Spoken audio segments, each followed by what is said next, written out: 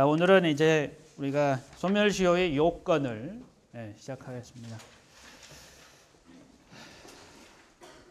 우리가 지난 시간에 여기 원고였고, 그래서 피고가 있으면 그런데 대여금 반환 청구를 한다. 그래서 원고갑이 을에게 10억 원의 대여금의 반환을 청구했을 경우에 이때에 소멸시효 항변을 하면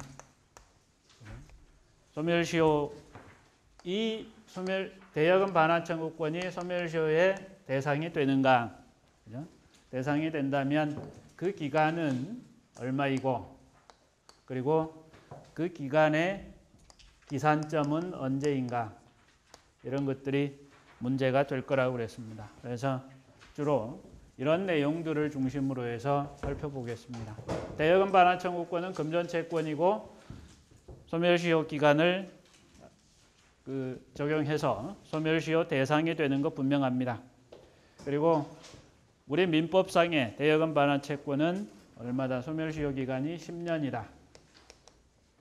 그리고 그 기산점은 통상 166조에 따라서 권리를 행사할 수 있는 때, 행사 가능한 때, 그죠? 권리 행사가 가능한 때다. 그 법적인 의미에 대해서 우리가 이제 조금씩 볼 텐데요. 교재에 있는 내용을 중심으로 해서 쭉 보겠습니다. 154페이지에 자, 소멸시효가 적용되는 그 대상이 되는 권리가 어떤 것들인가? 162조 채권, 재산권의 소멸시효. 채권은 10년, 채권 및 소유권 이외의 재산권은 20년 행사하지 않으면 소멸시효 완성한다. 162조에 이렇게 규정이 되어 있고요. 거기에서 좀 문제되는 것들을 좀 이렇게 설치를 해놨습니다. 물권 중 유치권과 점유권은 소멸시효 대상이 되지 아니한, 문제가 되지 아니한다. 뭐 이렇게 설명을 해놓고 있고요. 상린권, 공유물 분할 청구권과 같이 소유권에 수반되는 권리도 소유권과 독립하여 소멸시효 대상이 아니다. 담보물권은 피담보 채권이 존속하는 한 소멸시효에 걸리지 않는다. 그다음에 이제 그 물권적 청구권에 관한 약간의 논란을 소개를 해놨는데요.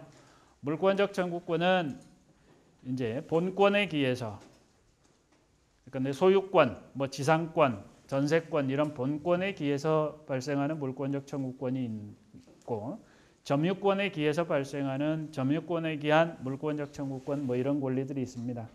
주로 많이 이제 논의하는 것들이 소유권에 기한 물권적 청구권이 소멸시효에 걸리는가? 그건 소유권이라는 것은 기본적으로 162조 2항에서도 보시는 바와 같이 채권 및 소유권 이외의 재산, 채권은 10년의 소멸시효에 걸린다 그랬고, 또 소유권 이외의 재산권은 20년이라고 그랬는데 소유권은 어떻게 되느냐? 기본적으로 뭐가 아니다. 소멸시효의 대상이 아니라는 거죠. 소유권이 제대로 그렇게 영구적으로 항구적으로 보호받을 수 있기 위해서는 법률에 규정된 내용에 따라서, 그죠? 법률이 규정하고 있는 범위 내에서 사용수익 처분할 수 있는 이런 권리가 인정되기 위해서는 뭐가? 그 소유권의 효력으로서의 물권적 청구권이 제대로 보장이 돼야 되겠죠. 물권적 청구권이 시효 소멸해버린다면 소유권은 제대로 효력 발생을 하기가 어려울 것이다. 그렇다면 소유권에 기한 물권적 청구권은 소멸시효에 걸리지 않는다라고 보는 것이 타당하다. 그리고 우리 판례도 그렇게 설명을 하고 있습니다. 그런데 이제 소유권 이외의 다른 제한 물권에 관해서는 교재에서 보시는 바와 같이 몇 가지 견해들이 좀 나뉘고 있습니다. 뭐 그러한 정도로 참고해서 보시면 되겠고요. 그다음에 이제 여러분들이 반드시 기억하셔야 될 그러한 내용들이 115번 판결부터 쭉 판례들이 그냥 쭉 나옵니다. 여러분들이 이런 것들은 결론을 중심으로 해서 반드시 알고 기억을 해 두셔야 합니다. 첫 번째 사례는 오늘 여러분들이 풀어보신 사례가 이 사례입니다. 이 사례하고 같이 다른 사례가 이제 섞여 있는데, 기본적으로 이제 첫 번째 소유권 이전 등기 청구권이라는 이 권리가 채권인데, 그죠? 채권인데 갑이 매도인이 돼서 매수인 을에게 X토지를 팔았는데 이 이행기가 지나서, 그죠? 10년이 훨씬 지난 시점에서 그럼에도 불구하고 매수인 을은 매도인 갑으로부터 엑스토지에 관한 소유권 이전 등기를 마치지 않았다. 그리고서 10년이 훨씬 견고한 시점에서 을은 갑을 상대로 해서 소유권 이전 등기 청구권을 소로서 행사하였다. 그죠? 재판상 행사했다. 그런데 이때 갑은 이에 대한 항변으로서 소멸시효의 항변을 한다. 이거. 소멸시효의 항변을 한다. 이 경우에 갑의 소멸시효 항변은 타당하냐? 이거. 기본적으로 소유권 이전 등기 청구권도 채권이기 때문에 162조 1항에 따라서 채권은 소멸시효 기간이 언제? 10년으로 적용이 된다. 이겁니다. 그렇다면 을의 갑에 대한 소유권 이전 등기 청구권은 10년의 경과로 인해서 시효 완성했다고 볼 수 있다. 그러나 이 우리 판례가 하고 있는 얘기는 을이 엑스토지를 매수인으로서 매도인으로부터 인도받아서 점유하여 사용하고 있으면 이 점유하고 사용하고 있는 미등기 매수인의 소유권 이전 등기 청구권은 시효 소멸하지 않는다라는 게 우리 판례도다 이겁니다. 기본적으로 우리 판례는 그 판례의 다수 의견은 어떻게 지금 입장을 취하고 있습니까? 엑스토지에 관한 매매 계약상의 소유권 이전 등기 청구권은 채권적 청구권이기 때문에 이 채권적 청구권은 뭐 한다? 시효의 대상이 된다. 소멸시효의 대상이 된다. 그러나 매수인 을이 그 엑스토지를 인도받아서 사용 수익하고 있는 그 한에서는 어떤 것이 걸리지 않는다. 소멸시효에 걸리지 않는다. 라는 게 155페이지의 그 다수 의견의 내용입니다. 그래서 채권적 청구권이고 그런데 인도받아서 점유하고 있으면 그러하지 아니하다라고 되어 있고요. 그런데 그 밑에 별개의 의견이라고 155페이지 맨 아랫부분에 쭉 이제 설명이 되고 있는데 한번 여러분들이 참고해서 보시면 다수 의견은 이 소유권 이전 등기 청구권을 채권적 권리라고 이렇게 설명하고 있다. 그죠? 그래서 매수인이 목적물의 인도나 명도를 받지 않고 있는 경우에는 소멸시효의 대상이 되는 권리가 되지만, 그죠? 그러니까 시효 완성하지만 소멸시효 대상이 되지만 인도나 명도를 받고 있는 경우에는 등기 청구권은 시효의 대상이 아니다. 이렇게 다수 의견이 설명을 하고 있다라는 거예요. 그런데 이 별개 의견에서는 156페이지에서 여러분들이 한 그 위에 단락을 보시면 뭐냐면 인도해주고 매도인이 그러니까 소멸시효 완성하지 않았다라는 것. 그 부분에서 그래서 을이 여전히 소유권 이전 등기 청구권을 가진다라는 결론에 있어서는 똑같지만 논거가 다르다 이겁니다. 여기서 하는 말은 뭐냐면 인도해주고 매도인이 그랬다면 어떤 것이다. 매수인의 소유권 이전 등기 청구권이라는 것을 뭐 했다? 승인했다. 그리고 그 승인 상태는 인도받아서 점유하고 있는 동안 계속된다. 그러면 아직 시효 완성하지 않았다. 뭐 그런 취지의 설명을 하고 있습니다. 그 다음에 그 밑으로 또 별개 의견이 또 나와 있는데 이 별개 의견이 파악하고 있는 것은 116번 판결 바로 위에 단락에서는 뭐라고 그랬냐면 소유권 이전 등기 청구권이라는 게 을이 갑에 대해서 가지는 소유권 이전 등기 청구권 이 권리는 아까 다수 의견이 얘기했던 것처럼 어떤 권리가 아니라 채권적 청구권이 아니라 물권에 준하는 물권적 청구권이다. 그러니까 물권적 청구권은 시효에 걸리지 않는다. 그렇다면 이 을이 갑에 대해서 가지는 소유권 이전 등기 청구권도 뭐하지 않는다. 시효 소멸하지 않았다. 이런 취지의 주장입니다. 그러니까 결론에 있어서는 을이 갑에 대해서 여전히 10년이 지난 후에라도 소유권 이전 등기 청구권을 가지지만 왜 시효 소멸하지 않고 소유권 이전 등기 청구권을 여전히 가지는지에 대한 논거가 각각 다르다 이겁니다. 그런데 이 판례가 1976년 11월 6일 날 나왔습니다. 그러니까 약간 잠깐 이제 물권법의 이론을 좀 소개를 해드리면 우리 민법 186조는 그죠? 부동산의 법률 행위에 의한 부동산의 득실 변경, 소유권의 취득, 뭐 다른 소유권 이외의 다른 재산권의 어떤 득실 변경에 대해서 물권의 변동에 대해서는 뭐 해야 등기하여야 효력이 있다라고 설명하고 있습니다. 186조가 그렇게 규정하고 있기 때문에 그냥 당사자 사이에 뭐만 있으면 소유권을 이전하기로 하는 합의만 있어서 소유권이 매도인으로부터 매수인에게 넘어가느냐 그렇지 않다 이거죠. 그래서 매수인이 엑스토지에 관하여 소유권을 취득하기 위해서는 매도인과 사이에 뭐가 있고 소유권을 이전하기로 하는 그러한 물권적 합의가 있고 그리고 그 합의에 의해서 뭐가 있으면 소유권 이전 등기가 있어야 물권이 변동을 한다. 186조가 이렇게 규정을 하고 있고 이거를 우리 민법이 어떤 걸 취하고 있다라고 형식주의를 취하고 있다라고 이렇게 설명합니다. 또 다른 표현으로는 물권 변동이 성립하기 성립 요건주의를 취하고 있다. 그래서 등기가 있어야만이 그러한 효력을 발생한다라고 합니다. 그런데 우리 민법이 지금 시행된 건 1960년 1월 1일부터 시행이 되었고 1959년 12월 31일 24시까지는 과거에 우리 개강하면서 얘기했던 구민법, 즉 일본 민법이 시행이 됐는데 일본 민법은 형식주의 또는 성립요건주의를 취한 게 아니라 어떤 주의를 취했다. 입법주의가 의사주의였습니다. 다른 말로 하면 대항요건주의라는 겁니다. 의사주의라는 것은 당사자가 뭐만 있으면 의사의 합치만 있으면 소유권을 이전하기로 하는 의사의 합치만 있으면 당사자 사이에 소유권의 변동을 가져온다. 즉 물권 변동의 효력이 발생한다라는 겁니다. 그래서 등기하지 않더라도 예컨대 1958년도에 갑과 을의 매매 계약을 체결하였다면 갑과 을은 엑스토지에 관한 소유권 이전에 관한 합의만 있으면 을은 소유자가 되고 갑은 이제 소유권을 잃게 된다 이겁니다. 물권 변동이 일어나기 때문에. 그런데 대항요건주의라는 얘기는 왜 대항요건주의냐면 예컨대 갑이 다시 다른 병에게 소유권 등기를 넘겨줘 버렸다. 그러면 을이 갑에 대해서는 자기 자신이 소유자라고 주장할 수 있지만 누구에 대해서 병에 대해서는 아직 등기를 을 자신은 소유권 이전 등기를 하지 않았기 때문에 병에 대해서 이미 소유권 이전 등기를 마친 병에 대해서 을 자신이 소유자라고 뭐 하지 못한다. 대항하지 못한다. 이런 의미에서 대항요건주의라고 했습니다.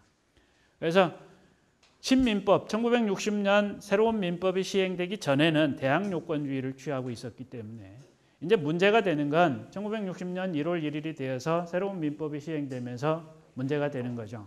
왜요? 소유권 이전 등기를 하지 않으면 소유권을 취득하지 못하니까. 그래서 우리 민법 부칙에는 당시에 부칙에 뭐라고 규정을 해놨냐면 소유권 이전 등기를 마치지 아니한 사람. 그러니까 구민법이 시행되던 기간 중에 매매 계약을 체결하고 소유권을 취득했지만 왜 의사주의에 의해서 그렇지만 아직 소유권 이전 등기를 마치지 않으면 언제까지 6년 내에 그게 이제 규정이 조금 더 변경이 돼서 개정이 되어서 아무튼 최종적으로 6년 내에 소유권 이전 등기를 하라고 규정이 되었습니다. 그러니까 구민법 시대에 매매 계약을 체결하고 소유권 이전 등기를 마치지 않았으면 신민법이 시행되고 1966년까지는 등기를 해야 됩니다. 그런데 그때까지 등기를 안 하면 어떻게 되겠어요? 그러면 소유권을 잃게 되겠죠. 그런데 매매 계약을 체결했다면 우리 판례가 그때로부터 10년의 소멸시효에 걸린다고 그랬어요. 이 사례는 물론 신민법이 시행된 이후에 1962년도에 발생한 그러한 사건이긴 하지만 그러니까 신민법 시행 이후이기 때문에 조금 다르죠. 그 민법 부칙이 적용되는 그런 사례는 아니지만 마침 그 시기에 비슷하게 이게 이제 논란이 좀 되었다 이겁니다. 그래서 대법원까지 올라갔고 대법원에서 전원합의체 판결을 통해서 일단은 10년의 소멸시효 기간이 걸리긴 하지만 다만 인도받아서 사용 수익하고 있으면 뭐하지는 않는다. 소멸시효 걸리지 않는다라고 이렇게 해서 판시를 했습니다. 결과적으로 보면 1966년까지 그러니까 구민법 시대에 물권적 합의를 했음에도 불구하고 그게 소유권 이전 등기를 신민법 시대에 여전히 마치지 못한 사람들도 이제 1966년 이후부터는 10년의 소멸시효에 걸리기는 하지만 그래도 인도받아서 점유하고 있으면 시효에 걸리지 않게끔 그렇게 해서 구제받을 수 있었다 이겁니다. 그게 이제 우리가 이 지금 1976년 11월 6일자 이 전원합의체 판결이 그런 의미를 가진다라는 거고요. 그 다음에 156페이지의 116번 판결은 오늘 이제 여러분들이 풀어보신 그 사례하고 일치합니다. 그런데 이 미등기 매수인이 자기 자신의 이름으로 등기하지 아니한 채 병에게 소유권을 넘겨주기로 하는 매매 계약을 체결했습니다. 또 이런 걸 우리가 전매라고 그러는 거죠. 그러니까 미등기 전매한 상태입니다. 매수인 을이 자기 이름으로 등기하지 않고, 그죠? 바로 병에게 소유권을 넘기기로 하는. 그러면 병은 어떻게 해야 되는 거죠? 을로부터 소유권 이전 등기 청구권을 가지고, 을에 대해서 소유권 이전 등기 청구권을 가지고, 을은 갑에 대해서 소유권 이전 등기 청구권을 가진 거죠. 아주 기본적인 질문 하나. 병은 갑에 대해서 소유권 이전 등기 청구권을 갖는다, 안 갖는다? 안 갖는다. 그죠? 채권적 청구권이기 때문에 기본적으로 매매계약의 당사자인 을과 병 사이에 그런 매매계약의 효력이 발생하고 또 갑과 을 사이에 매매계약의 효력이 발생하지. 병이 을과 병의 매매계약의 효력을 누구에 대해서? 갑에 대해서도 주장을 해서 만약에 이게 물권적 청구권이라면 그 성질이 물권적 청구권이라면 물권적 청구권, 물권은 누구에게든 다 주장할 수 있기 때문에 병은 갑에 대해서 주장할 수도 있다. 이런 논리가 가능할 수 있겠지만 채권적 청구권이라고 파악하기 때문에 병은 갑에 대해서 직접 자신의 을에 대한 채권을 갑에게 주장할 수 없다 이겁니다. 그러면 병은 을에 대해서 주장해야 되고 을은 갑에 대해서 해서 소유권 이전 등기를 을이 받으면, 그러니까 등기부상으로 보면은 갑구에 갑 소유권 이전 등기가 되어 있던 거를 을이 소유권 이전 등기 받아서 그 다음에 병에게 소유권 이전 등기를 해주는 이러한 절차로 가야 된다 이겁니다. 그러니까 을이 갑으로부터 소유권 이전 등기를 못 받으면, 이 과정이 안 되면 병도 소유권 이전 등기를 받지 못하는 거죠. 그런데 지금 좀 전에 우리가 봤던 그 76년도 전원합의체 판결을 통해서 보면 을은 갑으로부터 부동산을 인도받아서 점유 사용하고 있는 동안에는 뭐가 아니지만 시효 완성되지 않지만, 그러면 이제 문제가 되는 게 을이 병에게 엑스토지를 매도하고 또 인도를 해줘 버렸습니다. 자기가 점유하고 사용 수익하고 있는 게 아니죠. 점유를 상실했습니다. 그러면 점유를 상실한 순간에 바로 을의 소유권 이전 등기 청구권은 소멸하느냐? 첫 번째 질문. 을은 병에게 엑스토지를 인도해 주는 순간, 즉 엑스토지의 점유를 상실하는 순간 소유권 이전 등기 청구권이 소멸하는가? 두 번째, 만약에 상실하는 순간 소멸하지 않더라도 그 상실하는 순간부터 계속해서 인도받아서 사용 수익하고 있으면 소멸시효 기간이 기산하지 않는다고 그랬으니까 점유를 상실한 순간부터는 10년의 시효 기간이 적용되느냐 이겁니다. 기산하느냐 이런 게 문제될 텐데, 일단 첫 번째 게 그죠? 그 전제가, 그러니까 바로 상실한다 이렇게 돼버리면 두 번째 거 굳이 논의할 필요가 없겠지만 바로 상실하지는 않는다고 보는 것 같고, 그렇다면 을이 병에 대해서 소유권 이전 등기 점유를 이전시켜 준 거, 부동산을 병에게 인도해 주는 때부터 10년의 시효기간이 걸리느냐 이겁니다. 10년의 시효기간의 기산점이 이때로부터 점유를 상실한 시점부터 기산하는가, 이게 이제 문제가 될 텐데, 결론적으로 얘기하면 그러한 경우도 소멸시효에 걸리지 않는다, 기산하지 않는다 이렇게 이제 판단을 한 것이다 이겁니다. 그러니까 이게 왜 중요하냐면, 그죠? 을이 갑으로부터 소유권 이전 등기를 받아야 병이 을로부터 소유권 이전 등기를 받을 수 있습니다. 을의 갑에 대한 소유권 이전 등기가 이행 불능이 돼버리면, 또 시효 소멸해버리면 병은 을에 대해서, 을만이 그죠? 병에 대해서 의무를 부담하기 때문에 병은 을에 대해서 소유권 이전 등기 청구권이라는 권리를 갖지만, 그죠? 결과적으로 소유권 이전 등기를 받지 못하는 그런 문제가 생긴다 이겁니다. 그런데 우리 판례는 뭐라고 그랬다? 을이 미등기 매수인이 인도받아서 점유하고 있는 동안에는 시효로 소멸하지 않고, 또 미등기 매수인 을이 제3자에게 매도하고 처분하고 그 점유를 제3자에게 이전시켜 주는 경우에는 뭐다? 자신의 권리에 보다 적극적인 행사라고 봐서 이 경우에도 을이 갑에 대해서 가지는 어떤 권리는 소유권 이전 등기 청구권은 시효 소멸하지 않는다. 이렇게 봤습니다. 그러면 이제 여기서 사례에서는 그냥 이렇게 한 거죠. 그죠? 병이 을에 대해서 소유권 이전 등기 청구권을 가지고 또 을이 갑에 대해서 소유권 이전 등기 청구권을 가지고 이렇게 구성을 했는데 을은 자기가 돈 다 받았고 을은 갑에 대해서 돈 다 줬고 그리고 병으로부터 돈 받았고 그리고 점유 인도해 줬고 사실은 병에게 소유권 이전 등기 넘겨주는 거 이런 거 별로 그죠? 이해관계가 물론 채무 불이행 책임 이런 게 문제가 될 수는 있지만 아무튼 자기가 받을 거 다 받았으니까 잊어먹을 수도 있다 이거. 을 자신이 보다 적극적인 권리, 그러니까 의무의 이행을 위해서 노력하지 않을 수도 있고 을이 갑에 대해서 가지는 권리도 제대로 알지 못하였거나 그러니까 채권적 청구권이라는 이런 성질에 대해서 이해가 없고 뭐 그러면 을은 자기가 돈 받고 점유 다 이전시켜주고 자기가 갑과의 거래에서도 그렇게 했고 그러면 을과 병 사이에서도 그렇게 하면 되는 걸로 알면 즉 을이 적극적으로 갑에게 소유권 이전 등기 청구권을 행사해서 자기 명의로 소유권 이전 등기를 받고 그 다음에 병에게 넘겨주지 않는 한 병은 그죠? 을한테 소유권 이전 등기를 받지 못하는 지금 그런 상황이다 이겁니다. 이렇게 될 때에 대비해서 우리 민법이 인정해주는 권리가 404조의 채권자 대위권이라는 게 있어요.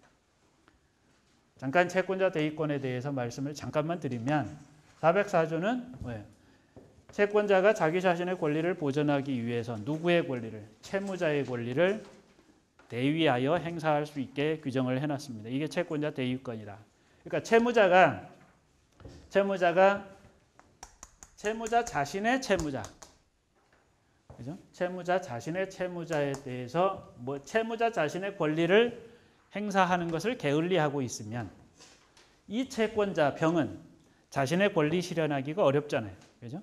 그럴 때에 대비해서 자신의 권리를 보전하기 위해서 누구에 대한 자기 자신 병이 을에 대한 권리, 소유권 이전 등기 청구권을 보전하기 위하여 누구의 권리? 채무자의 누구에 대한 제3채무자 갑에 대한 소유권 이전 등기 청구권을 누구를 대신해서 채무자 을을 대신해서 행사하는 권리가 우리가 채권자 대위권이라고 그러고 소유권 이전 등기 청구권과 같은 이런 특정 채권도 채권자 대위권을 통해서 실현할 수 있다 이겁니다. 그러니까 을이 권리 행사를 게을리하면 병은 이 권리를 행사할 수 있다 이거죠. 그죠? 병이 직접 그러니까 직접이라는 표현이래. 병이 채권자 대위권을 통해서 을의 갑에 대한 권리를 행사할 수 있다. 이 경우에 갑은 뭐라 그러겠어요? 갑은 아까 말씀드렸듯이 을이 10년 동안 소유권 이전 등기 안 받아갔기 때문에 시효 소멸하였다 이렇게 주장할 수 있다 이겁니다.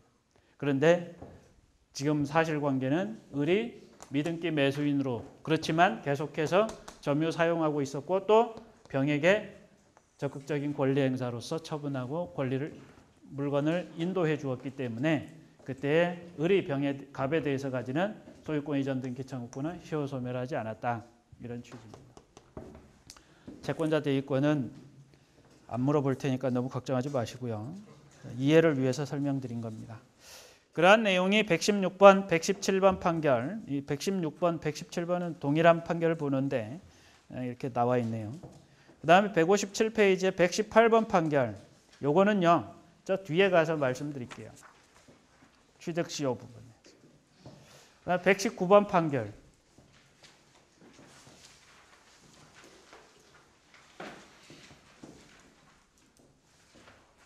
우리가 이제 물권법을 조금 이따가 할 건데요. 해제가 되면 갑과 을 사이에 매매가 있었는데 엑스토지 매매 계약을 체결했는데 지금 엑스토지에 관한 등기부 등본 갑구에 어떻게 되어 있냐면 현재 갑이 소유자였다가 그죠? 갑이 소유권 이전 등기를 마쳤다가 매매를 원인으로 해서 을에게 소유권 이전 등기가 넘어간 상태입니다. 그죠? 그러니까 갑은 을에게 소유권 이전 등기 의무가 있고 을은 갑에 대해서 매매대금 지급 의무가 있는데 문제는 을이 갑으로부터 소유권 이전 등기를 받았으면 을이 소유자가 되는 거죠. 그죠? 갑과 을 사이에 뭐에 관한? 엑스토지에 관한 소유권 이전의 합의가 있고 소유권 이전 등기를 받았으면 186조에 따라서 을이 소유자가 되었습니다. 그런데 문제는 이 계약이 해제되었다는 거예요. 어떤 걸 이유로? 갑이 을이 매매대금을 제대로 지급하지 않으니까 그 매매대금 채무 불이행을 이유로 해서 그 소정 절차를 밟아서 뭐 최고하고 최고 기간 내에 이행이 없어서 그에 따라서 뭐를 매매계약을 해제해 버렸다. 해제라는 건 일방적 의사표시, 해제의 의사표시에 의해서 해제의 효과가 발생하는 단독행위입니다.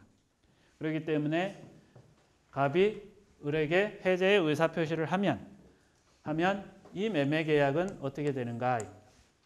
그냥 여기서는 우리 판례의 입장에 따라서만 결론적으로 설명을 드리면 이 매매계약은 소급적으로 실효한다.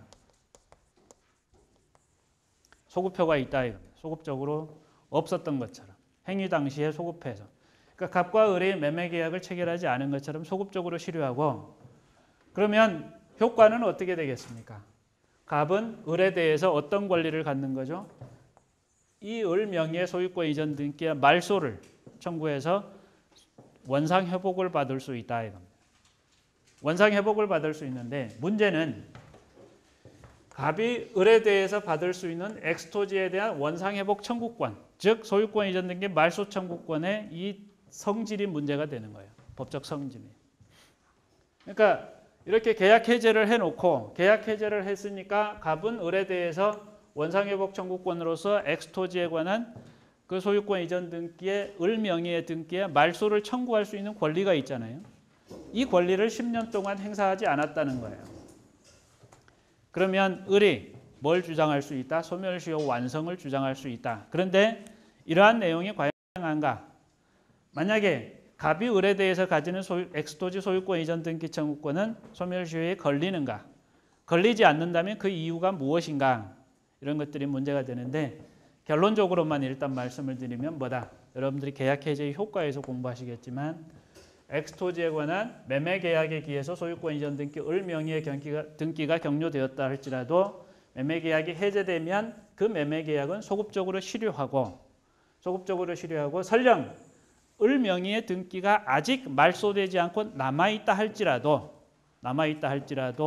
소유권은 누구에게? 갑에게 바로 복귀한다. 이걸 우리가 물권이 자동적으로 누구에게? 매도인에게 복귀한다. 그래서 이 학설 이름을 우리가 물권적 효과설이라고 합니다.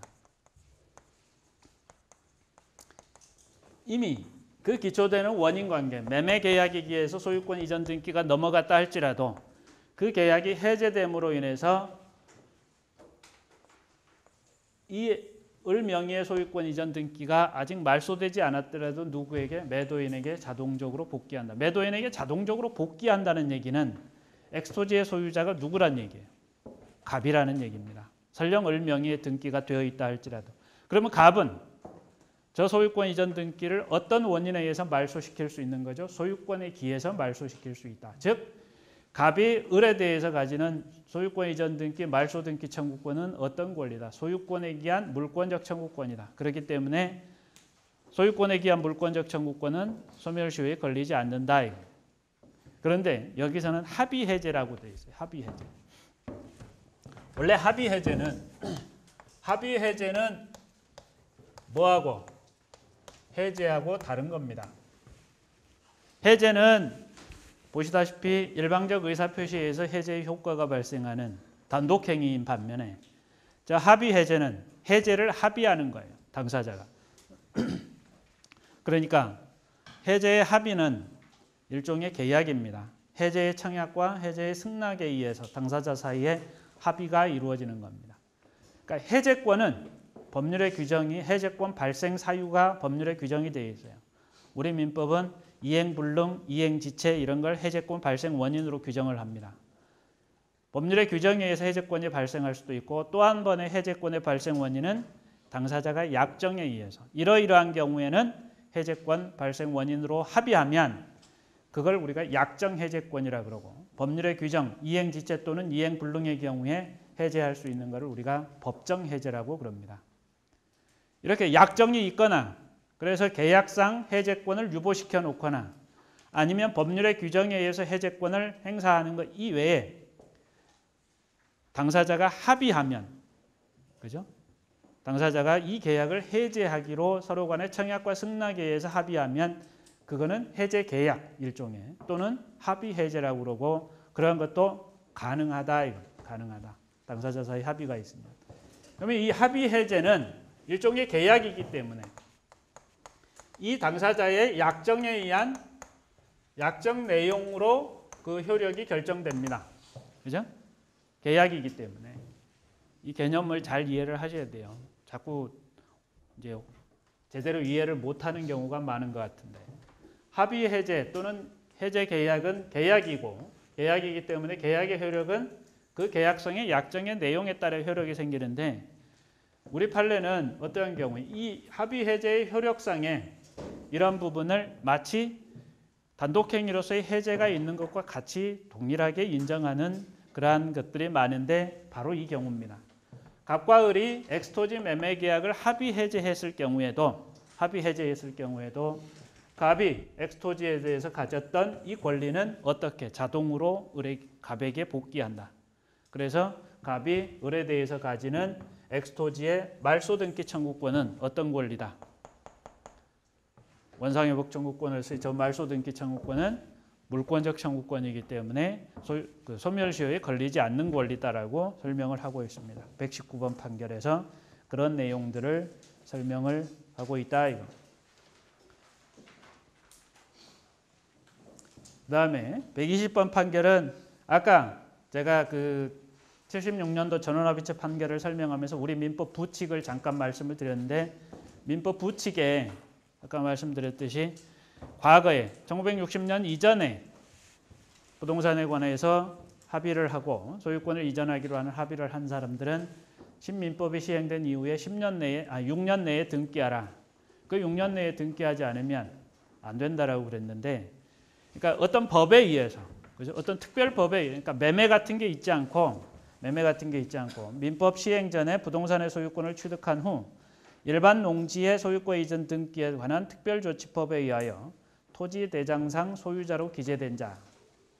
그런데 신민법 시행 후에 6년 동안 등기를 안 했다. 자기 이름으로. 그냥 대장에만 소유자로 기재가 되어 있다. 이자의 권리는 어떻게 되는가?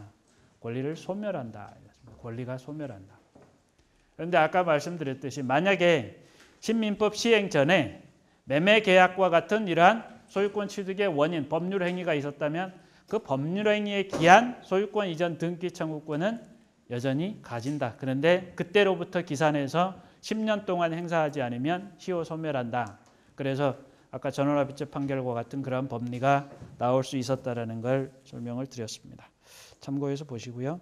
121번, 122번 판결은 명의신탁인데 그거에 대해서는 나중에 설명드리는 걸로 하고요. 123번 판결은 그냥 결론만 하나 좀 기억을 해두시면 좋을 것 같습니다. 저기 582조 한번 읽어주세요. 6월 내에 행사해야 한다. 그러니까 전 2조의 규정이 뭐냐면 담보 책임으로서 계약 해제를 하거나 손해배상을 청구할 수 있는 권리입니다.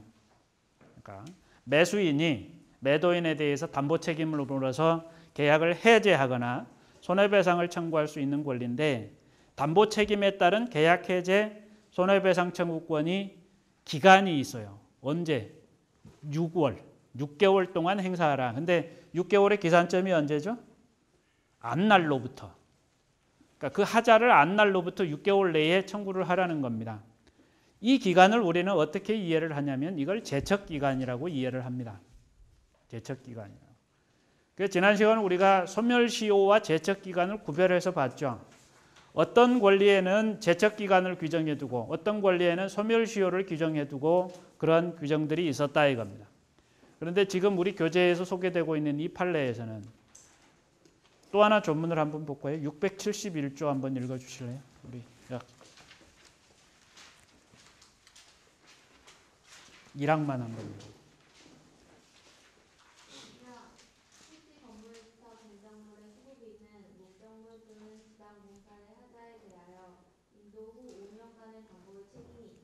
예, 그게 인도 후 5년, 뭐 또 이 항에서는 인도 후 10년 뭐 이런 규정들이 있습니다.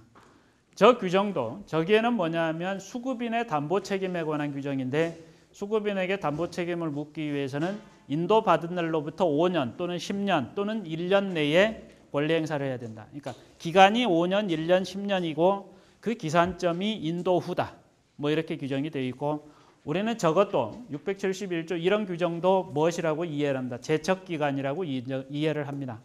그런데 제척기간에 관한 규정하고 소멸시효에 관한 규정이 있을 때 어떤 거는 제척기간만 두고 있고 어떤 거는 소멸시효 기간만 이렇게 두고 있는데 제척기간에 관한 규정을 만을 두었을 경우에 그 해당 권리에 대해서 소멸시효는 적용되지 않는가라는 게 문제가 될 수도 있다 이겁니다. 왜 다른 거죠? 소멸시효의 기산점은 원칙적으로 뭐에 의해서 권리를 행사할 수 있는 때부터 진행하니까 기산점이 달라요. 그러니까 기간이 길다고 그래서 당연히 그 권리자에게 유리하거나 그렇지 않습니다. 기산점이 언제냐가 차이가 있는 거죠. 인도 받은 날로부터 5년 또는 10년이라고 되어 있는데 소멸시효 기간은 권리를 행사할 수 있는 때로부터 일반 채권은 10년이라고 되어 있습니다. 또는 상사 채권의 경우에는 상법상의 채권의 경우에는 소멸시효 기간이 5년입니다. 그것도 기산점은 권리를 행사할 수 있는 때로부터 한다. 그러니까 지금 582조나 671조에서 규정하고 있는 인도 후 10년 또는 5년 또는 안 날로부터 6개월의 기간이 안 날이 기산이 안 됐다. 안 날이 아직 도래하지 않았다. 또는 인도를 뭐 받긴 받았는데 권리를 행사할 수 있는 때가 언제인지 분명하지 않다. 그러면 소멸시효의 기산점하고 제척기간의 기산점이 같다 다르다 달라진다 이겁니다. 그러면 6개월이 먼저 완성할 수도 있겠지만 물리적으로 짧은 기간이기 때문에 쉽게 완성될 수 있다라고 생각할지도 모르겠지만 6개월이 훨씬 더 완성되기 어려울 수도 있을 것이다. 왜? 기산하지 않으면. 알지 못하면 기산하지 않기 때문에. 그래서 경우에 따라서는 제척기간은 아직 경과하지 않았어도 어떤 기간을 적용해 보면 소멸시효 기간을 적용해 보면 그 권리의 소멸을 주장하고 그게 받아들여지면 권리 소멸의 효과가 생길 수 있는데 과연 제척기간의 규정만 둔 그 권리에 대해서 소멸시효 기간을 적용할 수 있는지가 문제되는데 결론적으로 우리 판례는 어떻게 보았다?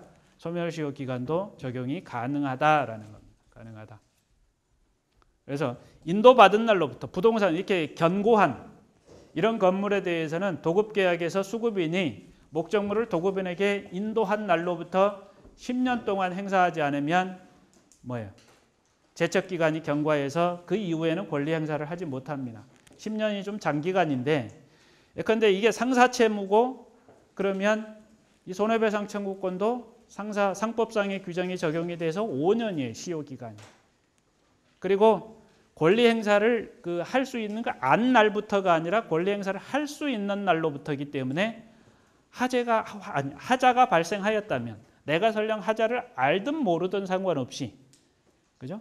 그 권리 행사를 할 수 있는 그러한 기산점이 된다 이겁니다. 그러면 5년이라는 소멸시효 기간이 끝나버릴 수도 있겠죠. 아직 뭐가 남아있더라도 인도 후 10년의 제척기간이 남아있더라도 5년의 소멸시효 기간이 완성이 되면 그 손해배상 청구권은 제척기간 도과가 아니라 어떤 거에 의해서 시효기간의 완성으로 인해서 권리 소멸의 효과가 생긴다. 그런 취지입니다. 그래서 제척기간에 관한 그 규정이 있는 권리에 관해서도 어떤 것이 적용될 수 있다. 소멸시효 규정이 적용될 수 있다라는 것이고요. 124번 판결은 이를테면 이런 겁니다. 하나의 행위가 여러 개의 권리를 발생시킬 원인이 되는 경우가 있습니다. 예를 들어서 하나의 행위가 채무 불이행도 되고 불법 행위가 되는 경우 이런 경우를 보고 뭐라 그랬죠? 권리의 경합이라고 그랬습니다. 손해배상 청구권이라는 권리가 채무 불이행에 기해서 생길 수도 있고 불법 행위에 기해서 생길 수도 있습니다. 그런데 그 권리자가 불법 행위에 기한 손해배상 청구를 했다면 그러면 손해배상 청구권이라고 시효 기간이 동일한 게 아니죠. 또 그 기산점도 다릅니다. 일반적으로 채무 불이행에 기한 손해배상 청구권은 10년의 기간이 되고 조금 이따가 보겠지만 그 기산점은 우리 판례는 채무 불이행시라고 이렇게 설명을 합니다. 그런데 불법행위에 기한 손해배상 청구권은 뭐죠? 시효기간이 3년 또는 10년이고 그 기산점은 766조 1항에 따라서 3년은 가해자 및 손해를 안 날로부터 기산하고 10년은 불법행위 한 날로부터 기산을 합니다. 각각 다르기 때문에 어떤 권리에 대해서 내가 소멸시효 항변을 하느냐 그러면 그 특정된 권리에 대해서 항변을 해야 된다는 얘기입니다. 그리고 그 마지막에 나와 있는 그 표현은 뭐냐 하면 소멸시효 기간은 법률의 규정에 의해서 어떤 건 1년, 어떤 건 3년, 어떤 건 10년이라고 이렇게 규정이 되어 있으면 그거는 당사자가 권리에 따라서 이거는 소멸시효 기간이 법률의 규정이 3년임에도 불구하고 예컨대 5년이라고 당사자가 주장을 한다. 그러면 당사자의 주장에 따라서 법원이 판단하느냐 그런 게 아니라 법원이 직접 직권으로 법률의 규정에 따라서 판단한다. 그래서 변론주의 대상이 아니다라는 내용이 그 설명입니다. 그다음에 이제 160페이지로 넘어오겠습니다. 소멸시효 대상이 되는 권리 이런 것들에 대해서 우리가 미등기 부동산의 소유권 이전 등기 청구권 그리고 이거를 전매했을 경우에 그래서 미등기 부동산의 그 매수인이 소유권 이전 등기를 하지 아니한 채로 자기 자신이 점유 사용하다가 제3자에게 점유를 이전시켜 준 경우에 그 미등기 매수인은 여전히 그 소유권 이전 등기 청구권이 시효에 걸리지 않는가 뭐 이런 문제. 지금 제척 기간에 관한 규정이 있는 권리에 대해서 소멸시효 기간이 적용될 수 있는가 이런 문제. 하자담보 책임과 관련 지연 내용들을 쭉 중심으로 해서 살펴보았습니다. 그럼 이제는 여기에 이제 특별히 이렇게 언급되지 않은 거는 162조 또는 163조 4조에 따라서 1년, 3년 또는 10년, 20년의 소멸시효 대상이 된다라는 얘기고 그러면 시효 기간의 기산점은 166조에서 여러 번 얘기했지만 권리를 행사할 수 있는 때부터 기산한다. 이제 문제는 권리 행사를 할 수 있는 때가 언제인가라는 그 의미에 관해서 첫 번째는 그 실체법적 의미가 무엇인가? 그러니까 166조를 1항을 어떻게 해석할 것인가?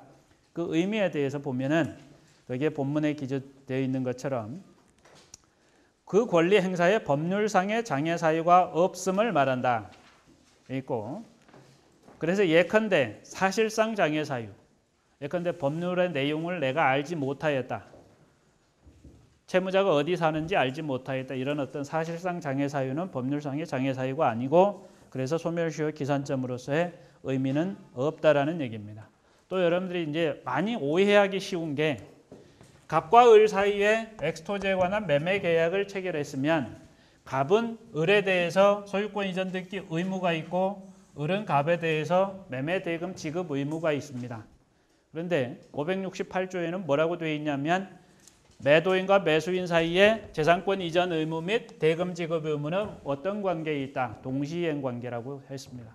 저게 설령 규정이 없더라도 쌍무 계약이기 때문에 536조는 동시이행의 항변을 할 수 있다라고 규정을 하고 있는데 그러니까 갑이 이행기가 되었음에도 불구하고 그죠? 소유권 이전 등기 의무의 이행기가 되었음에도 불구하고 을이 매매 대금을 지급하지 않기 때문에 소유권 이전 등기 의무의 이행을 뭐 할 수 있다?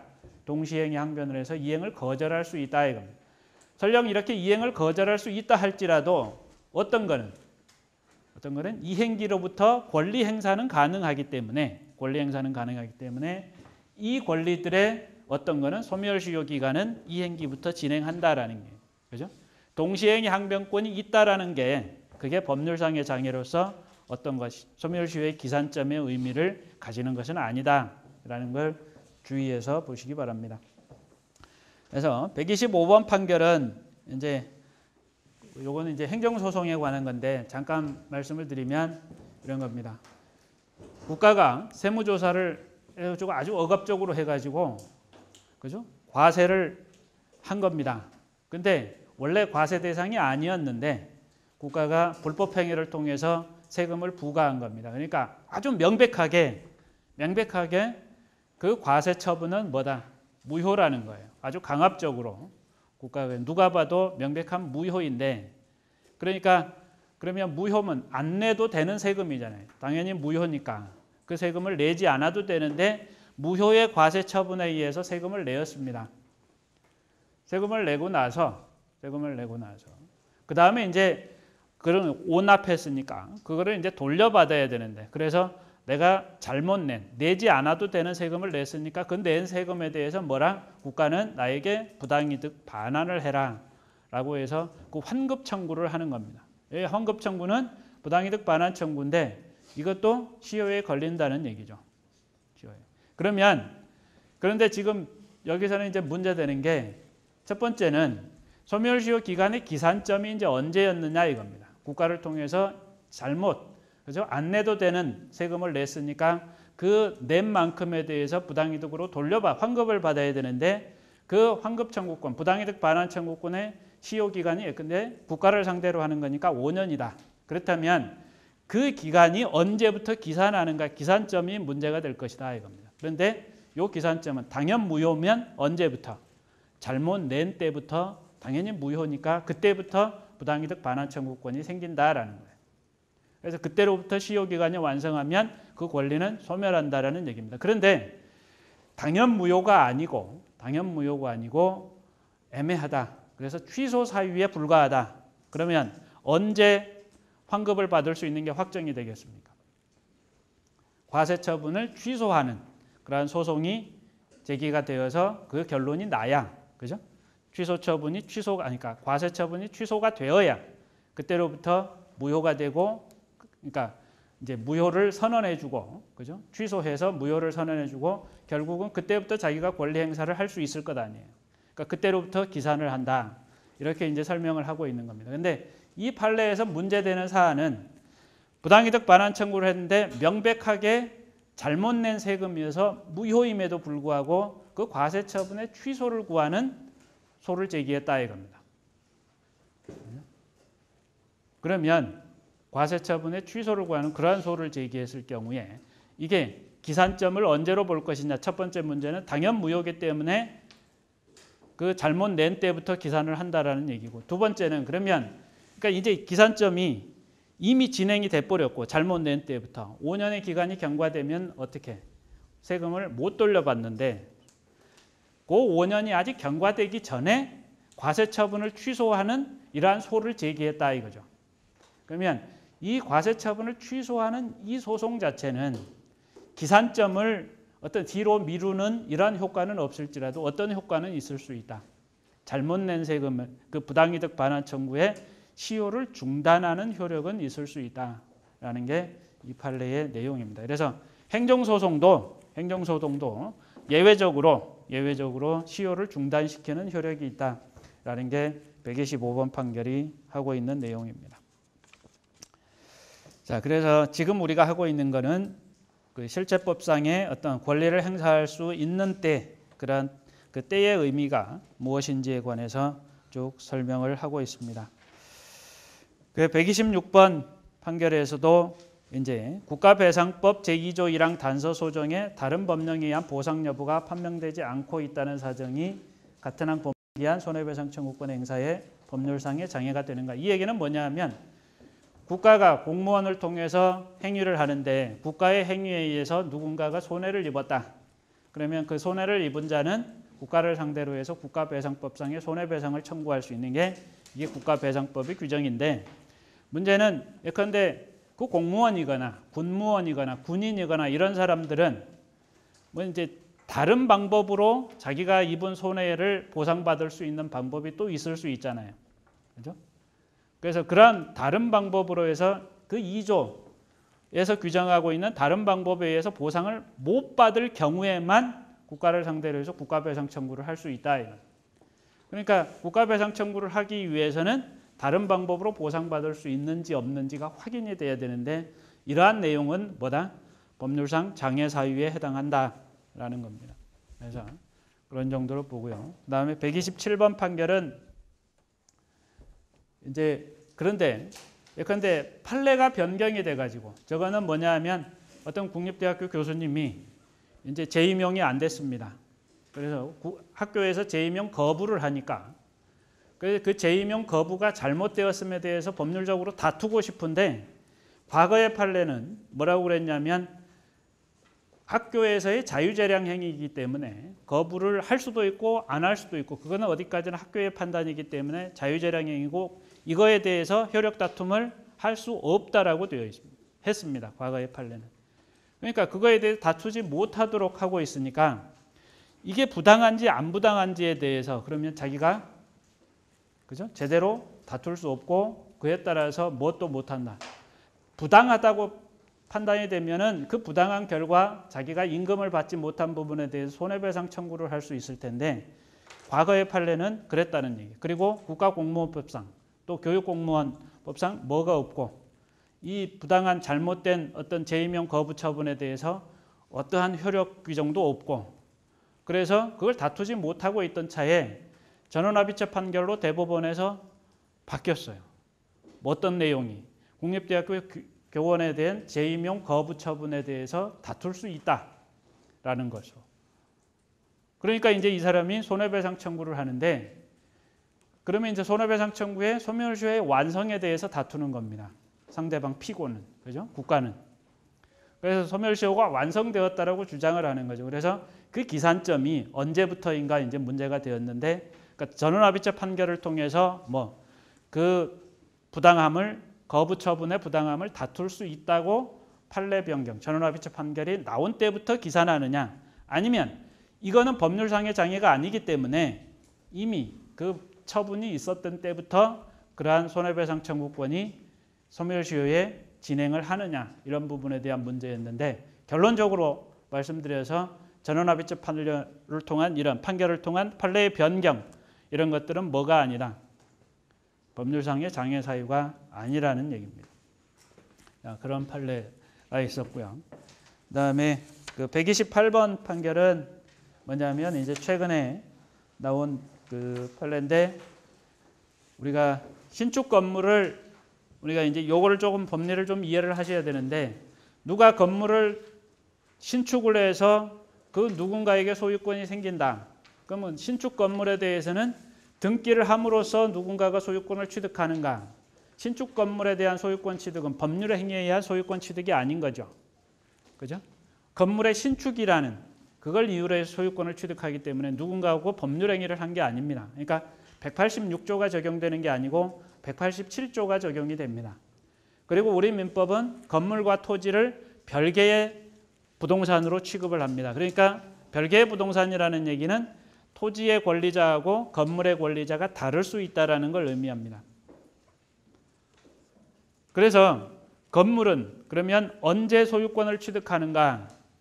그 물건이 독립성을 갖출 때 소유권을 취득합니다. 그러니까 토지하고는 별개의 부동산이 된 때 그거는 완공한 시점이 아니라 언제 시점. 어떤 그 건물이 기둥을 갖추고 주벽을 갖추고 지붕을 갖추면 완공되지 않더라도 그 건물은 토지하고는 별개의 부동산으로서 소유권의 객체가 된다 이겁니다. 이 건물 아직 완성되지 아니한 그러나 토지하고는 별개의 독립성을 갖춘 이 건물의 소유권은 누구에게 귀속하는가? 186조에 의해서 뭐 등기 이런 게 아니라 그 건물을 신축한 자에게 기본적으로 귀속한다. 그래서 건물의 원시 취득을 등기 없이도 이런 방법으로 하는 게 가능하다 이겁니다. 그런데 저 사례에서는 저 판례에서는 이러한 건물을 누군가로부터 그 건물 신축자로부터 매수한 자가 이 건물의 매수인이 건물 신축자에 대해서 가지는 건물에 관한 소유권 이전 등기 청구권의 시효기간의 기산점은 어떻게 되는가 했더니 소유권 이전 등기를 이제 그 소유권 등기를 하려면 누가 신축자가 뭐를 해야 돼요? 소유자이긴 하지만 아직 등기가 없잖아요. 뭐 해야 되죠? 보존 등기를 하고 최초로 취득한 자가 등기부에 기입하는 등기를 우리가 보존 등기라고 그러는데 건물 신축자가 자신 명의로 소유권 보존 등기를 하고 그 다음에 그 신축자로부터 매수한 매수인이 신축자 매도인에게 소유권 이전 등기를 청구할 수 있는데 이 매수인의 신축자인 매도인에 대한 소유권 이전 등기 청구권의 소멸시효의 기산점은 언제다? 거기 요약해서 보시는 바와 같이 뭐라고 되어 있습니까? 건물 완공시다 라고 되어 있습니다. 근데 162페이지 이하에서는 이제 예외가 되는데요. 이렇게 원칙적으로는 법률상의 장애 사유 그러니까 그 권리자가 뭘 어떤 법률 지식을 알거나 모르거나 아니면 어떤 사실에 대해서 알았냐 몰랐냐 이런 것들은 사실상 중요하지 않다. 소멸시효 기산하는 데에서는 크게 문제가 안 된다. 그런데 법률상의 장애 사유만이 소멸시효의 기산점을 방해하는, 그러니까 소멸시효 기산하지 않는 것으로 그 사유로서 법률상의 장애 사유만을 이렇게 인정을 하면 어떤 경우 정의관념에 반하는 경우가 생길 수도 있다 이겁니다.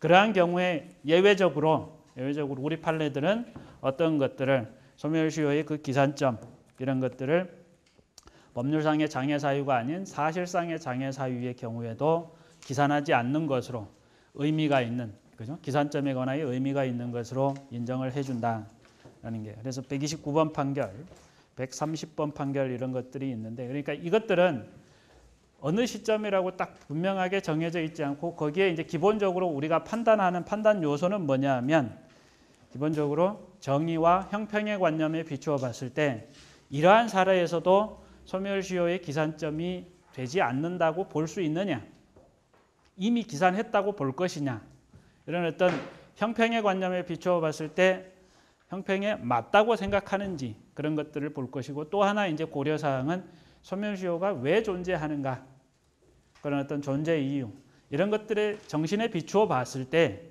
소멸시효의 기산점을 반드시 법률상의 장애 사유가 라고 하지 않더라도 사실상의 장애만 있더라도 그런 어떤 기산하지 않는 것으로 볼 수 있는 여지가 없잖아 있다.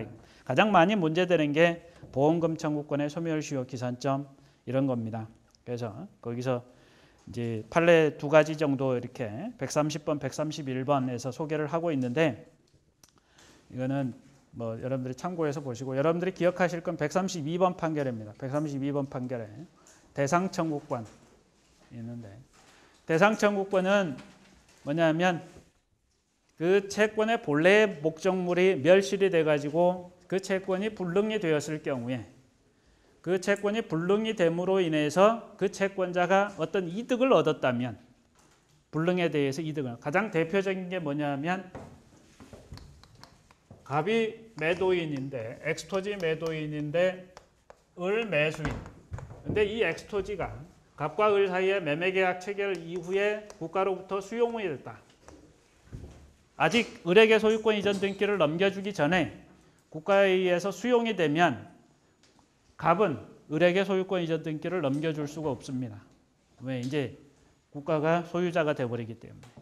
그래서 이행 불능이 된 거죠. 이때 갑이 취득하는 건 수용 보상금이라는 걸 취득합니다. 그래서 저 경우에 갑은 과실도 없기 때문에 을은 갑에게 손해배상도 청구하지 못합니다. 다만 이제 그러면 계약이 저걸로 그냥 끝나버리는 것이냐, 그런 게 아니고 경우에 따라서 을은 갑에 대해서 수용 보상금을 자기에게 지급할 것을 청구할 수 있는 권리가 있다 이겁니다. 수용 보상금을 국가에 의해서 받을 수 있는, 국가로부터 받을 수 있는 이러한 권리를 을 자신에게 양도할 것을, 이런 것들을 우리가 대상 청구권이라고 그러는데, 대상 청구권의 소멸시효 기산점에 관해서 그 둘째 단락에 쭉 설명을 하고 있습니다. 그 내용을 좀 기억을 해 두시고요. 마지막으로 163페이지, 164페이지에서 결론만 일단 좀 정리를 하면, 소멸시효의 기산점에 관한 이제 절차법적 의미를 얘기하려고 하는데, 소멸시효 기산점에 관한 절차법적 의미는 한마디로 뭐다? 변론주의 사항이다. 그러니까 당사자가 주장하는 그 기산점을 가지고 법원은 그에 구속되어서 그때로부터 기산해서 일정 기간이 경과했는지, 그 경과했다면 시효 완성되었는지를 판단하면 된다라는 얘기입니다. 무슨 얘기냐면 소멸시효 기산점이 나는 주장하기를, 그죠? 그 원고가 또는 피고가 주장하기를 예컨대 2009년 2월 1일이라고 주장을 했다면, 설령 제대로 된 시효 기간 기산점이 2010년 2월 1일이라 할지라도 원칙적으로 당사자의 주장인 2009년 2월 1일을 기산점으로 삼아야 한다라는 게 그 판결의 내용입니다. 그래서 소멸시효 기간에 관해서는 아까 뭐가 아니라고 그랬어요? 변론주의 사항이 아니어서 법원이 직권으로 판단한다고 그랬지만, 소멸시효의 기산점에 관해서는 뭐에 의해서 판단한다? 당사자의 주장에 기속이 돼서 법원은 그 당사자의 주장한 대로 그에 따라서 기산점을 삼아서 판단해야 된다. 그렇지만 취득시효의 기산점은 직권조사 사항이다. 라는 걸 염두에 두시기 바랍니다. 자, 오늘은 여기까지 해서 소멸시효 기산점에 관한 그 의미에 관해서 보는 것으로 하겠습니다. 수고하셨습니다.